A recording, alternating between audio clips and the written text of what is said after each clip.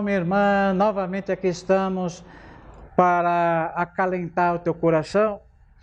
E como sempre, quero deixar aquele recadinho para você acessar meu WhatsApp, porque já há mais de 15 anos eu levo caravanas para Israel e para uma série de outros países cristãos. Eu quero te convidar a você, antes de olhar para o seu bolso, falar eu não tenho condições, liga para mim. Quem sabe nós fazemos um projeto a longo prazo com você, para que essa condição seja possível para você, ok? Então, meu WhatsApp é 11 São Paulo, no telefone 999538062. Vou estar lá te esperando, acesse lá, busque informações e eu com o maior prazer quero te trazer. Ok, hoje vamos falar sobre Ezequiel capítulo 18 e eu coloquei como temática desse texto, a última impressão é a que fica. Ele cria um contraponto em relação a uma frase que se fala nesse mundo, que é a primeira que fica. E eu quero discorrer um pouquinho sobre isso, porque eu quero te ensinar com isso que as coisas de Deus precisam de tempo, elas precisam ser maturadas, elas precisam ser experimentadas. Então, por exemplo, duas coisas que nós podemos refletir. A primeira, quantos de nós não tivemos uma primeira impressão com uma pessoa maravilhosa, uma pessoa bacana, que logo houve uma empatia com ela e dessa forma nós olhamos para nós e falamos, puxa, essa pessoa é bacana, vamos ter uma relação legal. E que depois de algum tempo, vivenciando o dia a dia com essa pessoa, houve grandes decepções e aquilo que deveria ser o normal não aconteceu. E também o oposto. Eu, na minha vida pastoral, experimentei muito disso e também realmente o oposto, quando eu vi pessoas que olhavam assim, falei, puxa, isso aí não quero muito, na verdade quero distância dessa pessoa. Me parece uma pessoa que não merece a minha atenção, qualquer coisa assim. Humanamente nós fazemos um pouco essa divisão, mas que depois se revelou uma pessoa fantástica, uma pessoa que você quer na convivência do dia a dia. Então, eu estou querendo com isso dizer que aquela máxima, que a primeira impressão é que fica, não é real, mas você precisa ter uma vivência para ter uma avaliação melhor das pessoas e das coisas, dos relacionamentos e tudo mais. Então não vai comendo tudo aí que o mundo joga para você, hein? Eu tenho uma outra máxima que eu gosto de brincar também, que diz que as melhores coisas são, os melhores perfumes estão nos pequenos vasos. Nem sempre é assim também, mas vamos lá. Esse capítulo de Ezequiel, ele responde que cada pessoa responde por si própria. Ou seja, ele traz uma essência que nós, pastores, pregamos, que é a salvação individual. A salvação sua não depende, como muitas pessoas dizem, eu estou perdendo a salvação, eu não vou mais à igreja por causa daquela pessoa, eu não vou mais à igreja por causa daquele pastor.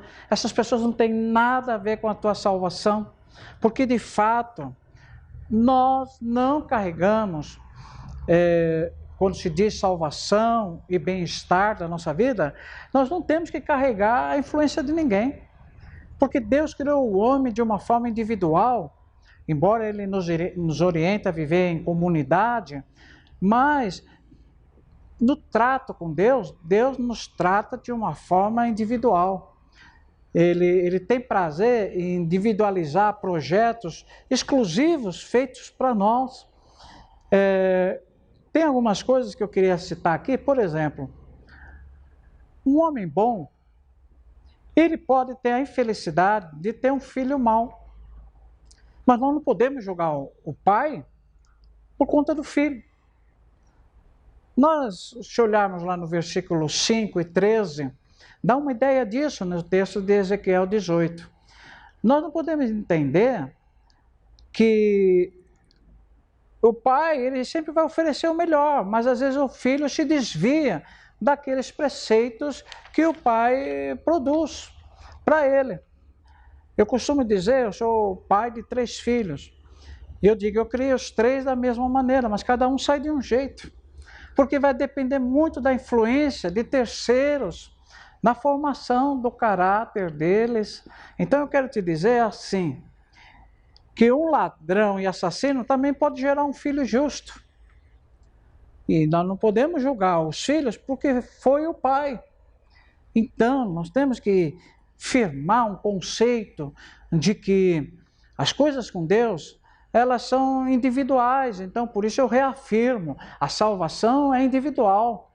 Nós não podemos julgar as pessoas, as circunstâncias, por conta de repente, a falar, olha, eu não vou fazer tal coisa porque alguém fez e não deu certo.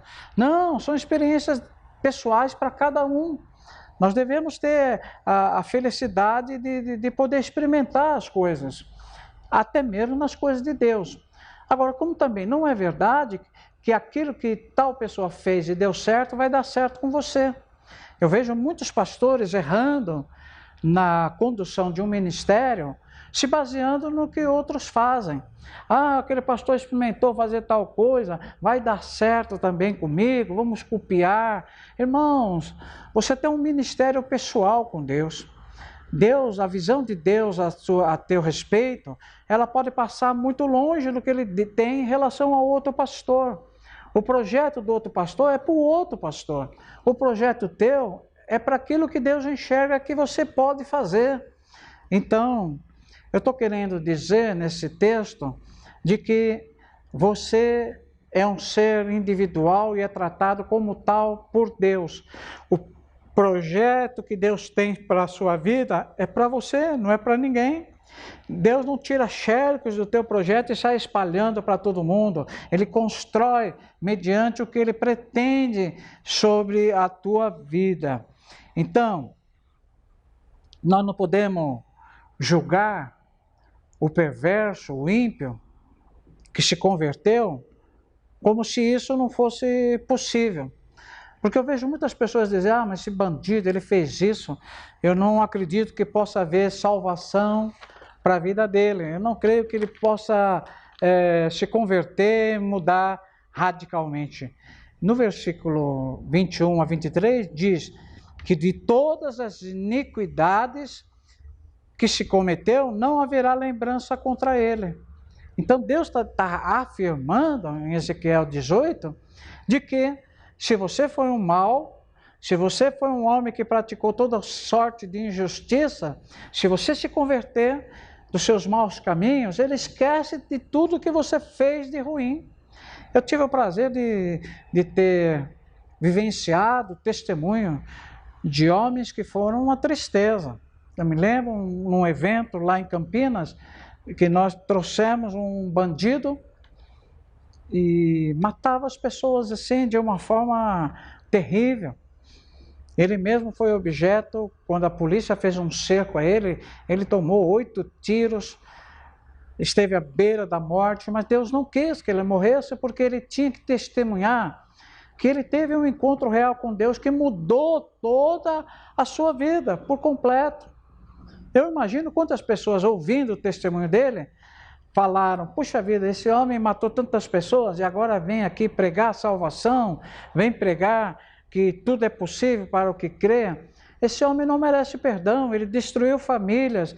Mas, irmãos, nós estamos fazendo uma avaliação exclusivamente humana. Deus pensa muito, muito, muito, muito melhor e maior do que pensamos. O amor de Deus, no que diz respeito ao perdão, ele ultrapassa todo entendimento humano. Então, como também pode ser o inverso, uma pessoa que caminhou a vida inteira ao lado de Jesus e no final da sua existência virar a cabeça. Então nós vamos ter uma situação também que a palavra de Deus vai dizer de novo para você, ó, de todos os atos de justiça que tiver praticado, não se fará memória. Então Deus está dizendo, não adianta você ter uma vida inteira de santidade na presença de Deus e no final você se corromper.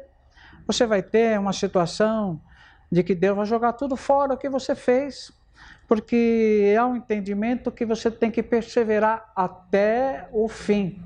perseverar até o fim. Portanto, nós estamos vivendo dias em que nós precisamos entender que Deus está preocupado com a tua alma. Há muitos alertas bíblicos que ninguém tome a tua coroa, por exemplo. Não está falando ninguém tomar a coroa de todo mundo, está falando da sua. Pessoalmente, Deus tem um projeto ligado a você de forma pessoal. Por isso que nós temos que ter uma visão de que Deus, Ele te trata de uma forma única e Ele quer te proporcionar projetos únicos, formatados exclusivamente para você. Eu quero terminar essa breve meditação dizendo para você, é chegado o tempo de você compreender o que é que Deus quer na tua vida. É chegado o tempo de você compreender que a sua vida é de forma preciosa demais com Deus. E você não pode ter uma primeira impressão de todas as coisas. Elas às vezes são uma impressão enganosa. Nós só vamos conhecer alguém para chamar de esposa, de esposo, se nós passarmos etapas da nossa vida conhecendo essa pessoa, para fazer um casamento consistente. Agora, observem quantos casamentos são desfeitos. Por quê?